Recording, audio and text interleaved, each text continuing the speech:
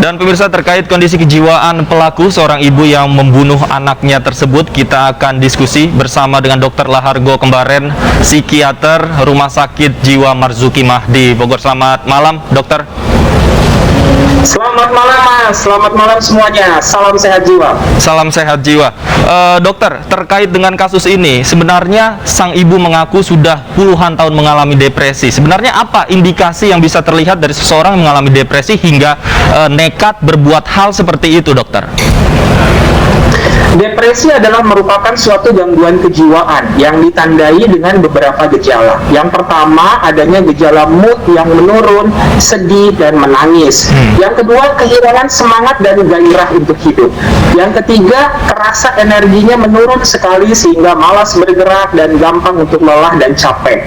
Kemudian disertai dengan berbagai gejala lain dari depresi itu, seperti gangguan pola tidur, gangguan pola makan, fokus konsentrasi yang terganggu, merasa tidak punya masa depan, dan yang paling berat, gejala pada depresi itu ditandai dengan munculnya keinginan untuk melukai diri sendiri dan keinginan untuk mengakhiri hidup. Itu adalah merupakan gejala-gejala dari gangguan yang kita sebut adalah depresi. Dan tidak jarang juga pada depresi yang berat bisa muncul halusinasi, seperti mendengar suara-suara bisikan yang menyuruh atau berkomentar, dan muncul juga yang namanya waham atau juga delusi, yaitu keyakinan, ide, dan pikiran yang salah, yang tidak sesuai dengan kenyataan. Depresi ini adalah merupakan gangguan medis yang tentunya perlu dikenali. Kami dari Perhimpunan Dokter Spesialis Kedokteran Jiwa Indonesia, 2 tahun pandemi ini melakukan suatu swab periksa masalah psikologis secara online, dan kami dapatkan pada 75% masyarakat yang mengikuti swab periksa tidak mengalami masalah psikologis. Dan masalah psikologis yang muncul itu salah satunya adalah depresi ini, selain gangguan kecemasan atau ansietas dan trauma psikologis. Dan yang paling berat, kami mendapatkan suatu informasi data, yaitu ada 85% itu masyarakat yang mengalami depresi sudah punya pikiran, keinginan, tidak ada lagi harapan, ingin mati saja, ingin melakukan tindakan-tindakan untuk bunuh diri. Ini adalah merupakan suatu potret masalah psikologis yang terjadi di masyarakat Indonesia di tengah pandemi ini, yang tentunya perlu menjadi perhatian bagi kita semua.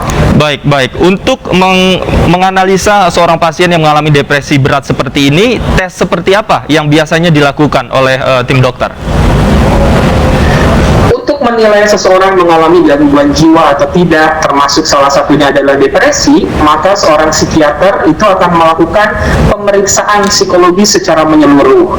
Yang pertama akan dilakukan wawancara psikiatri yang sistematis untuk melihat seperti apa tanda dan gejala, keluhan-keluhan yang dialami oleh pasien ini, sekaligus juga melihat riwayat kehidupan sebelumnya, hal-hal yang mungkin menjadi stresor atau trigger dalam kehidupannya. Yang kedua, kita akan melakukan beberapa pemeriksaan penunjang, salah satunya dengan melakukan tes psikologis dan profil kepribadian, dan juga mungkin kecerdasan gitu ya, untuk kemudian melihat secara lebih lengkap nih sebagai suatu data penunjang dari wawancara psikiatri terstruktur yang sudah dilakukan. Setelah itu barulah akan dilakukan penegakan diagnosis. Setelah diagnosisnya ditegakkan, kemudian kita akan memberikan terapi yang dibutuhkan oleh yang bersangkutan. Bisa jadi itu adalah psikofarmaka atau obat-obatan, ada juga psikoterapi, terapi dengan berbicara, atau rehabilitasi psikososial untuk membantu pemulihan orang yang mengalami gangguan jiwa ini, termasuk pada mereka yang mengalami depresi. Baik, Dokter Argo, jika kita melihat konteks kasus ini, dokter, seorang ibu tega menggorok begitu anaknya sendiri dengan alasan bahwa tidak ingin menderita lagi, agar anaknya ini tidak menderita. Bagaimana Anda melihat kondisi kejiwaan dari ibu ini? Sebagai seorang psikiater, kita tentunya perlu melakukan pemeriksaan secara langsung, sehingga yang akan sangat berkompeten adalah teman sejawat psikiater yang melakukan pemeriksaan langsung kepada ibu ini tentunya.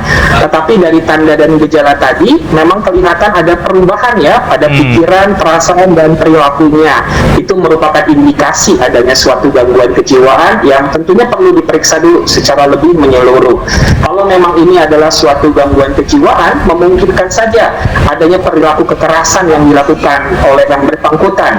Karena setiap perilaku kekerasan yang dilakukan oleh seseorang, baik kepada dirinya sendiri ataupun kepada orang lain, itu merupakan suatu indikasi untuk dilakukan pendalaman terhadap kondisi psikologisnya. Ada beberapa hal yang memungkinkan munculnya perilaku kekerasan tersebut ya.